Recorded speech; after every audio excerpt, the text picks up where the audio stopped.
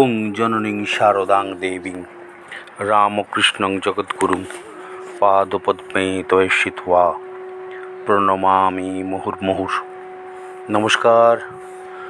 আজ নিবেদিতার ভারত দর্শনের 107তম পর্ব। সকলকে আমার শ্রদ্ধাপূর্ণ নমস্কার, শুভেচ্ছা জানিয়ে চড়ুই বেতির মতো নিবেদিতার ভারত দর্শন আমাদের ভারত দর্শনের এক একটি যেন সিঁড়ি অতিক্রম করা। অনেকের শুভেচ্ছা, অনেকের ভালোবাসা, অনেকের আশীর্বাদ সামনে নিয়ে নিবেদিতার ভারত দর্শন যেভাবে মানুষের হৃদয়, মন, প্রাণ ছুঁয়ে যাচ্ছে, তাতে নিজেও আমি আপ্লুত হচ্ছি। ভাবতে অবাক লাগছে, নিবেদিতার ভারত দর্শনের মধ্যে দিয়ে কত অজানা তথ্য আমার নিজেকেও জানতে এবং সমৃদ্ধ হতে সহযোগিতা করে চলেছে,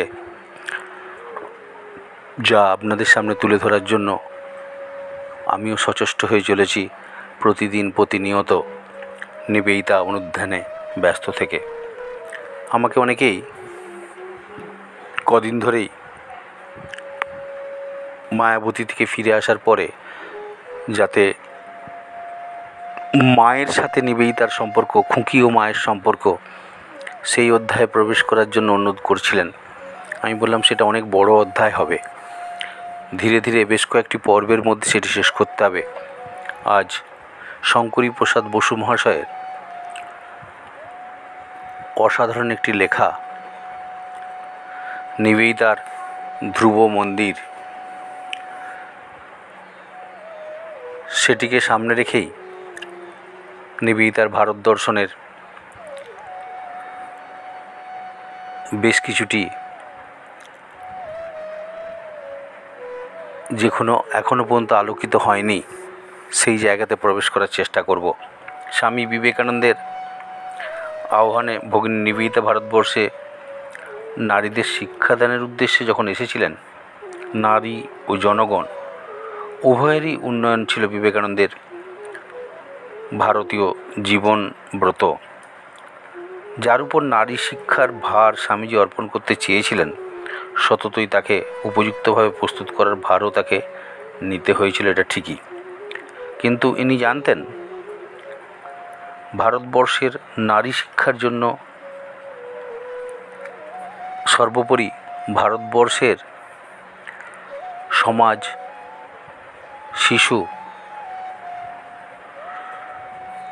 জীবজগৎ প্রত্যেকেই জীবন শুরুতেই, জীবন প্রভাতেই যাকে পায় তার নাম হচ্ছে মা নামক শব্দটি। বাচ্চারা জন্মাবার পর থেকেই আমরা সকলেই মা শব্দ দিয়ে, কান্না দিয়ে শুরু করি, সেটি মায়ে পরিণত হয় এবং মাই আমাদের কাছে সবচেয়ে আপন, সবচেয়ে কাছের, সবচেয়ে আবেগের এবং জড়িয়ে প্রাণ সম্বলিত, প্রাণ ঘিরে রাখার মতো, প্রাণকে উজ্জীবিত, সজীবিত রাখার মতো যে সত্তা, সেটির নাম অবশ্যই মা। তাই শিক্ষাতত্ত্ব কী মার্গারেট এলিজাবেথ নোবেল যথেষ্ট জানতেন ঠিকই, কিন্তু যে শিক্ষা অপরের জন্য দিতে হবে, শিশু জন্মাবার পরে যেন মায়ের কাছ থেকে সব শিক্ষা পায় এবং সমস্ত মহিলারাই পুঁথিগত বিদ্যা বা বিদ্যালয় যাক আর নাই যাক, তারা সব দিক দিয়ে একটি সন্তানের উপযুক্ত মাতৃসত্তা, যা সন্তানকে ভারতীয় শিক্ষায় শিক্ষিত করার উপযুক্ত একটি আধার, কিন্তু মা মা মা এটি বলার অপেক্ষা রাখে না। মায়ের শিক্ষাগত যোগ্যতা কি, সেখানে তার কোনো প্রয়োজনীয়তা নেই। মায়ের একাডেমিক কোয়ালিফিকেশন কি, সেটিও প্রয়োজন নেই জানার। মা এই শব্দটি সমস্ত অজানা জানা তথ্যের সন্ধান ডিকশনারি।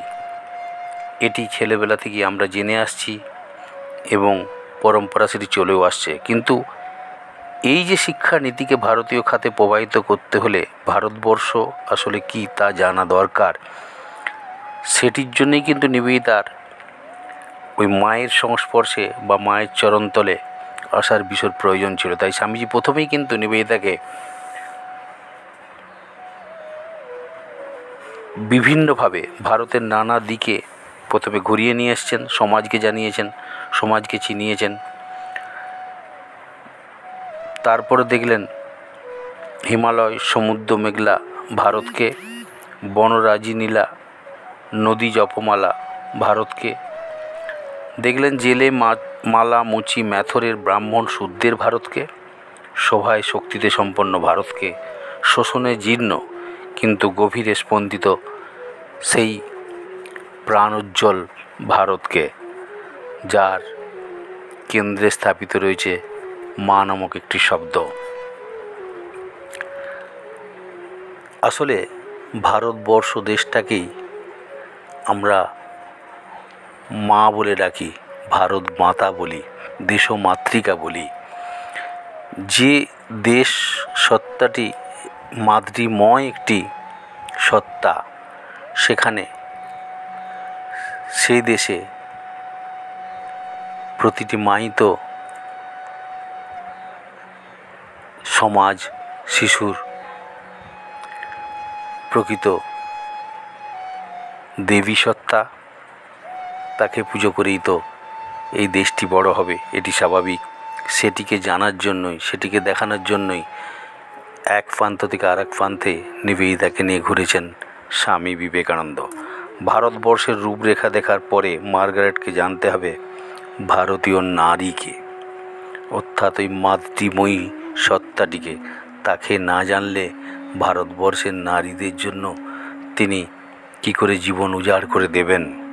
ভারতীয় নারীর আদর্শই কী সেটাও তো জানতে হবে তাকে।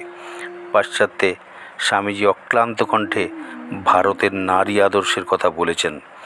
ভারতে জননী আদর্শ নারী, মাতৃভাবী এর প্রথম এবং শেষ কথা যেটি বলছিলাম আমি। ভারতের ঈশ্বরকে মা বলে সম্বোধন করা হয়। সর্বোপরি পুরো দেশটিকেই আমরা মাতা বলে সম্বোধন করে থাকি। এটি বারবার ঘুরে ফিরে আসবে, কারণ আমরা এই জননী সত্তাটিকেই দেখতে অভ্যস্ত। পাশ্চাত্য পৃথিবী নারীর জায়াভাবকে প্রধানত গ্রহণ করেছে। সেখানে মাতৃভাবের প্রতি উপেক্ষা বা অবজ্ঞার সীমা নেই। সেই অবজ্ঞার স্বর যেন স্বামীজির আদর্শ প্রতিমাকে বিদ্ধ করেছিল। তিনি ভারতবাসার যন্ত্রণায় হাহাকার করে বলেছিলেন, তাই সেই সর্ব মহিমাময়ী যিনি আমায় এই শরীর দিয়েছেন, পাশ্চাত্য দেশে তিনি বলছেন তিনি কোথায়, কোথায় তিনি যিনি আমার প্রয়োজন হলেই বারবার জীবন দিতে প্রস্তুত, কোথায় তিনি আমার প্রতি যার স্নেহ অফুরন্ত। তা আমি যতই দুষ্ট বা হীন প্রকৃতির হই না কেন, ধন্য আমাদের জননী। যদি মায়ের পূর্বে আমার মৃত্যু হয়, আমাদের মৃত্যু হয়, তাহলে মায়ের কোলে মাথা রেখেই যেন মরতে চায়। এটি স্বামীজির নিজের কথা। পাশ্চাত্যে বারবার সেটি উচ্চারণ করেছেন। পাশ্চাত্য নারী মার্গারেট যাতে ভারতীয় নারী আদর্শের মধ্যে নবজন্ম গ্রহণ করতে পারেন, সেজন্যই বোধহয় স্বামীজি তাকে এনে সমর্পণ করেছিলেন ওই আদর্শেরই পরাকাষ্ঠা এক পরমা মাতৃ মূর্তির পদতলে। তিনি আর কেউ নন, তিনি হচ্ছেন আমাদের সকলের মা, জগজ্জননী মা সারদা দেবী। স্বামীজির প্রেরণায় উদ্দীপ্ত মুহূর্তে ভারতীয় নারীর আদর্শ প্রতিমা রূপে তিনি 3 পৌরাণিক চরিত্রের নাম উচ্চারণ করেছিলেন: সীতা, সাবিত্রী, দময়ন্তী। এরা নারীর 3 আদর্শের বিগ্রহ। এদের মধ্যে সীতাকে স্বামীজি মাতৃত্বের প্রতীক বলে নির্দেশ করেছেন। সীতার মধ্যে অবশ্যই মাতার ধরিত্রী সহন ছিল, কিন্তু নিখিল মাতৃত্বে তিনি প্রতিষ্ঠিত নন। তিনি বিশেষভাবে লবকুশেরই মাতা। বিশুদ্ধ মাতৃত্বের প্রকাশ তখনই ঘটবে যখন সেখানে বাৎসল্যের পেছনে রক্ত মাংসের বন্ধন থাকবে না। যশোদার ছিল সেই ভালোবাসা, যাকে বলা হয়েছে প্রতীকী বাৎসল্য। কারণ কৃষ্ণ তার নিজের সন্তান নন, কিন্তু সে ভালোবাসা তো স্বয়ং শিশু ভগবানের জন্য।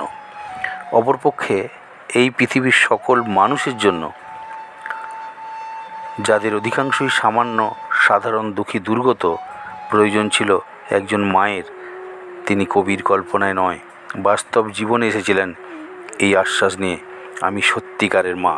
গুরুপত্নী নয়, পাতানো মা নয়, কথার কথা মা নয়, কিন্তু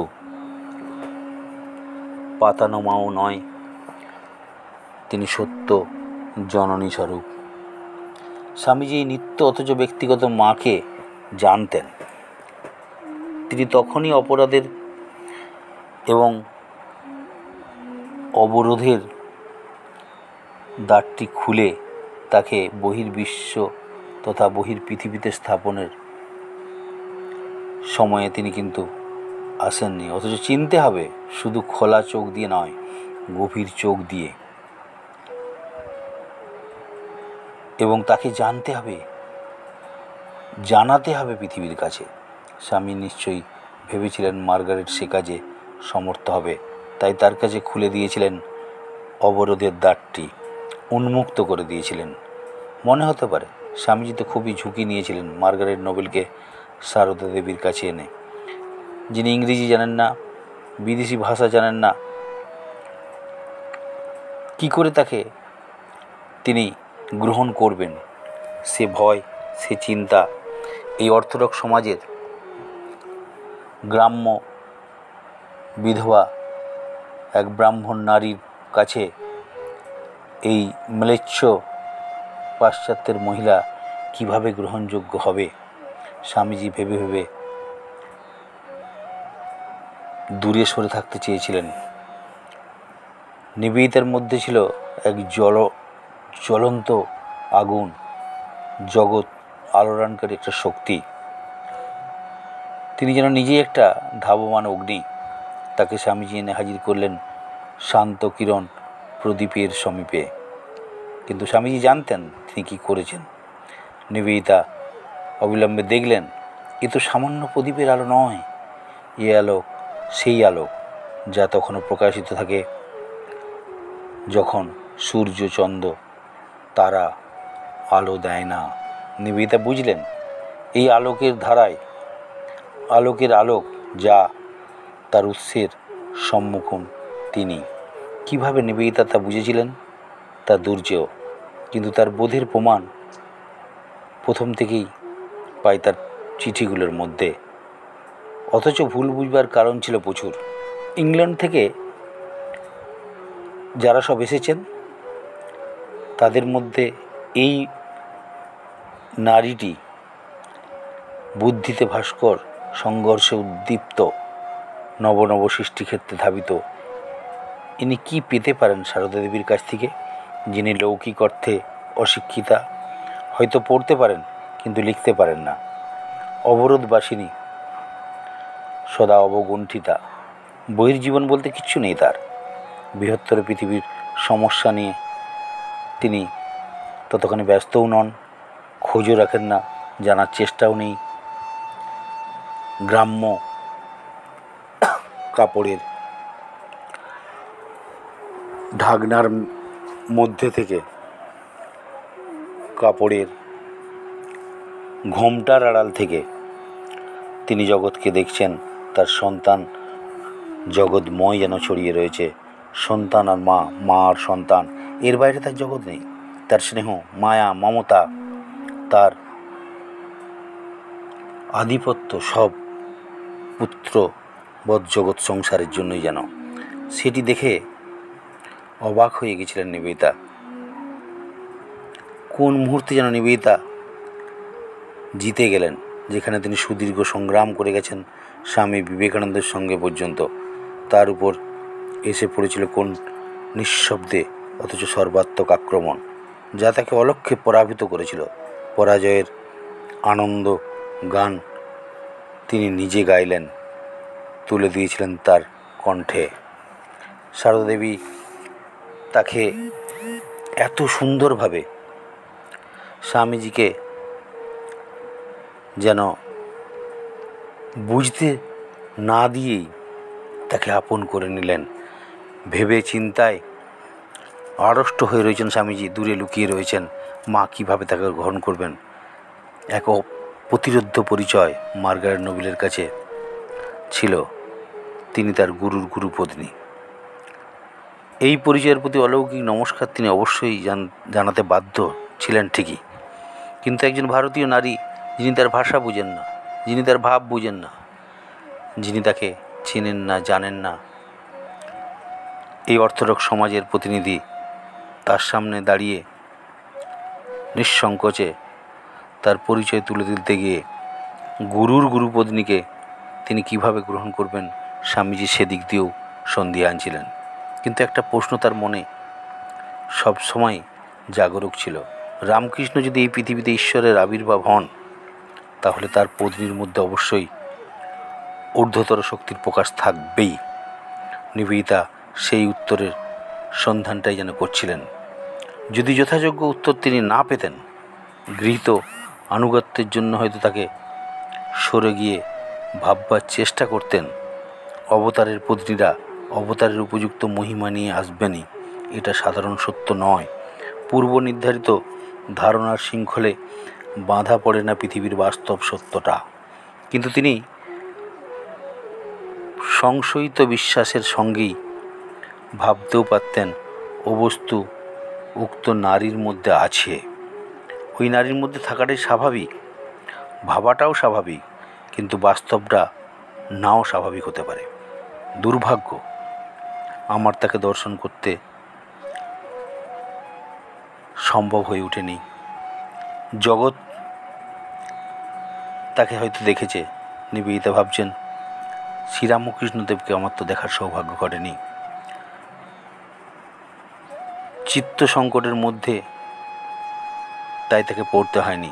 তিনি সারদা দেবীর মধ্যে এমনই ঐশী মহিমা দেখতে পেয়েছিলেন যে নিজের ভগ্নীর সন্তানেরা যাতে ঘুমিয়ে পড়ার আগে সারদা দেবীকে প্রণাম করে তার জন্য ব্যগ্র থাকতেন। এবং এসকে র্যাডক্লিফের মতো সমাজবিজ্ঞানী, যিনি পরবর্তীকালে স্টেটসম্যানের এককালীন সম্পাদক ছিলেন, যখন প্রথম সন্তান হওয়ার সম্ভাবনা দেখা দিয়েছিল, তখন মিসেস র্যাডক্লিফকে, অর্থাৎ এসকে র্যাডক্লিফের স্ত্রী, তাকে তিনি লিখছেন, জন্ম হওয়ার পরে তিনি ওই সন্তানটিকে নিয়ে যাবেন সারদা দেবীর কাছে, যিনি আপাত দৃষ্টিতে খুবই সাদাসিধে হিন্দু রমণী, তবু আমার ধারণায় বর্তমান পৃথিবীর তিনি মহত্তমা নারী। 2রা সেপ্টেম্বর 1903 সালের এই চিঠিটিতে তার অনেক আগে সারদা দেবীর সঙ্গে প্রথম পরিচয়ের অল্পদিন পরে 22শে মে 1898 খ্রিস্টাব্দের চিঠিতে তার বিষয়ে বিস্তারিত বিবরণ দিয়ে তিনি শেষে লেখেন, তিনি 98 সহজতম সাজে পরম শক্তিময়ী মহত্তমা এক নারী। দুই পত্রের মধ্যে ব্যবধান কম বেশি 5 বছর হবে, কিন্তু এই সময়ের মধ্যেই নিবেদিতা সারদা দেবী সম্পর্কে লিখছেন ওয়ান অফ দ্য গ্রেটেস্ট। তার থেকে তিনি পরে লিখছেন দ্য গ্রেটেস্ট। এই ধারণায় পৌঁছে গেছেন, পত্রের সাক্ষ্য তাই বলছে। কিন্তু one of the greatest are the greatest, যদি এই পত্রসাক্ষ্যে 5 বছরের ব্যবধান থাকে বা পাই আমরা, বস্তুতপক্ষে অনেক আগেই তিনি ওই ধারণায় উপনীত হয়েছিলেন, এটা সত্যি। কারণ ভারতীয় নারী সম্পর্কে তার যে ধারণা, তার যে চিন্তা, সেটি ওই মায়ের সংস্পর্শে এসে, মায়ের দুয়ারে এসে একসাথে এক থালায় খাওয়া, দোভাষীর দ্বারা তার মনের ভাব প্রকাশ করতে প্রয়োজনীয়তা অনুভবও তিনি করছেন না। হৃদয়ের ভাব যেন প্রকাশ্যে বেরিয়ে আসছে অস্ফুট স্তব্ধে, মা মা, মায়ের কাছে খুঁকি, খুঁকির কাছে মা। আজ নিবেদিতার ভারত দর্শনের ভারতীয় নারী তথা ভারতীয় জননী নারী শক্তির পূর্ণ প্রকাশ যেই মাতৃত্বে, সেই মাতৃত্বের সন্ধানে এসে নিবেদিতা এমন এক মায়ের কাছে পৌঁছালেন। দেশমাতৃকা তিনি এক শুধুমাত্র ভূখণ্ড নয়, যখন তিনি সন্তান প্রসব না করেও যখন জগৎ জুড়া, দেশ জুড়া সন্তান সন্ততিদের মা রূপে বর্ণিত হন ভারত মাতা দেশমাতৃকা, সেই দেশমাতৃকারই আর এক রূপ জগজ্জননী মা শারদা।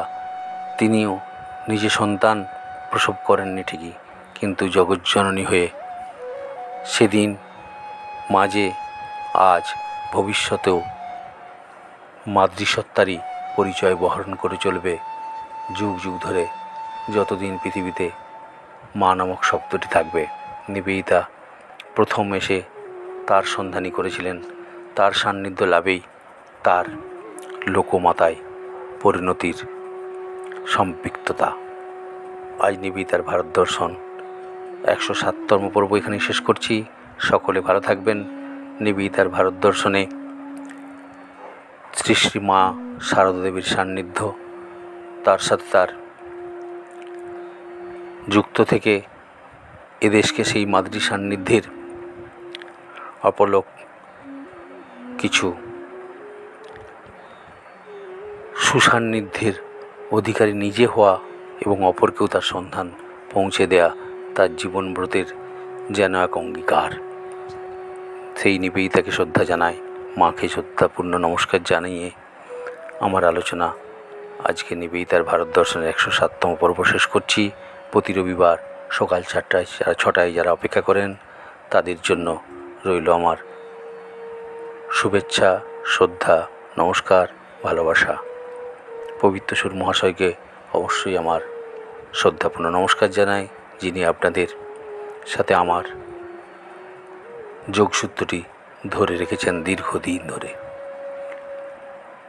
ওং শান্তি শান্তি শান্তি হরি ওং তৎসৎ। শ্রীরামকৃষ্ণার্পণমস্তু।